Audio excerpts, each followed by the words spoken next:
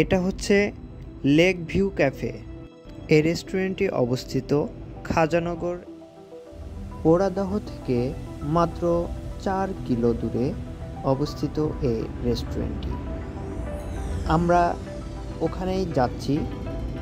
আমার সাথে আছে শাকিল, সে বাইক চালাচ্ছে আর মনোরম পরিবেশ উপভোগ করতেছে। রেস্টুরেন্টটিতে অনেক দূর দূরান্ত থেকেও মানুষ কার, মোটরসাইকেল এবং অন্যান্য যানবাহনে করে এখানে ঘুরতে আসছে। এই রাস্তাটির দুই ধারে সরিষার মাঠ, অনেক সুন্দর। দেখতে দেখতে আমরা চলে আসলাম লেক ভিউ পার্ক অ্যান্ড রেস্টুরেন্টে। প্রতিদিনই খোলা থাকে এই রেস্টুরেন্টটি, তবে শুক্রবারে এখানে অনেক মানুষের আনাগোনা দেখা যায়।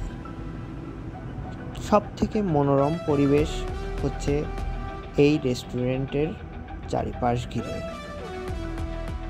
এটি হচ্ছে রেস্টুরেন্টের মেইন গেট।